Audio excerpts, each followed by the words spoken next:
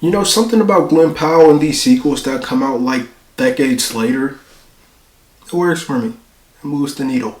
Twisters is a 2024 sequel to the movie Twister that came out in 1996. In the film, we follow Daisy Edgar Jones. She plays a character by the name of Kate, who is a former tornado chaser. When she's drawn back to her old home state of Oklahoma with her old friend Javi, she meets a self-proclaimed tornado wrangler played by Glenn Powell named Tyler Owens. And well, they pretty much race to get statistics, data, and to attempt to stop tornadoes. And that's pretty much all the plot details that I'm going to get in here today. This is going to be a non-spoiler review, guys. Welcome back to the channel. We're here with the review for Twisters. So let's get into this thing. So initially, I didn't have much excitement for this film at all. I really didn't have any real expectations for it. But the last few days leading up into me finally getting to watch the film last night, it really started to get to me. I started to feel a little excited for this film.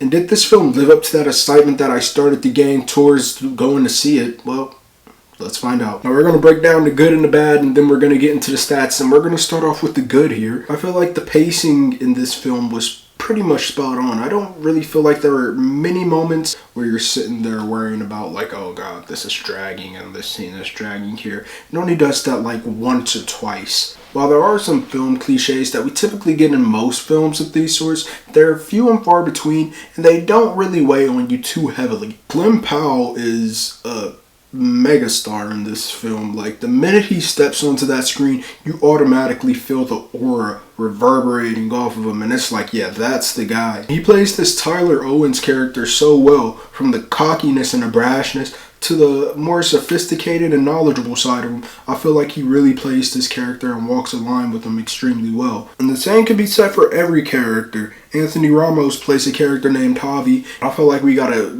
good Anthony Ramos performance out of him. I mean, he's pretty much hitting the mark every time we see him in a film lately. I was actually surprised to see David Corenswet, our next Superman, is actually in this film. And I had a few problems with his character. From the minute you see David Corenswet's character on screen, you kind of know what type of character he is supposed to be in this film. They quickly establish, okay, this is supposed to be this guy for you. And he's not necessarily a character that we actually need in this film. Not having him in this film would have done nothing to harm it. In fact, it might have done some good for this film. I feel like this film at different moments kind of asks for some emotions that it doesn't exactly earn for you. Like, you understand why the character feels this way. You get it.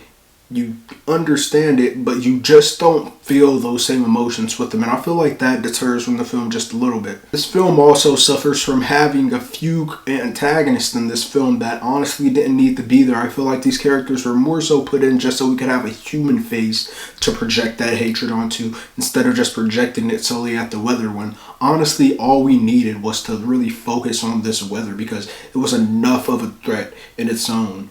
Right out of the gate in this film, they establish how devastating these twisters are, these tornadoes can be, and we know from real life. Right out of the gate, they show us that these tornadoes, they're nothing to mess with, they're dangerous, and we understand that as soon as the film begins. And the thing about these antagonistic characters is, they go from one moment being like, oh yeah, I really don't like that guy, to the next moment they're making some of the wildest statements and saying the wildest things that is like, okay, where did you go from being just a douchebag to a complete villain here? And then once we leave those characters, they're just left there. We don't really have any resolution with it. They're just there and they're gone. This film also does the thing where they try to paint some of the good guys like they might be the bad guys or they might be jerks. And later on it's kind of revealed like, oh, they're not so bad after all. But I feel like there was no real build up to that. Like, we show them being like jerks here or like kind of jockish or whatever. And then in the next scene it's like, oh no, we're great people, da da da da, this is why we do this, da da da da. And it just doesn't all the way connect. But for what it's worth, there are a lot of really cool scenes in this film with tornadoes.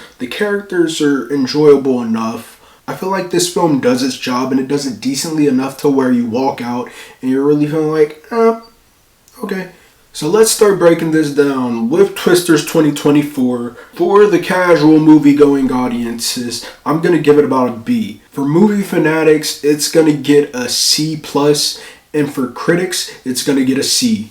When we're talking about Twisters 2024, I think this is one that you could consider adding to your collection. Honestly, my biggest problem with the film is that there are some half-baked characters and some half-baked subplots in it. But honestly, whether or not that deters you from enjoying that film depends on you. I know me personally, I enjoyed it a fair amount. But those are just my thoughts here, guys. Did you get a chance to see Twisters 2024?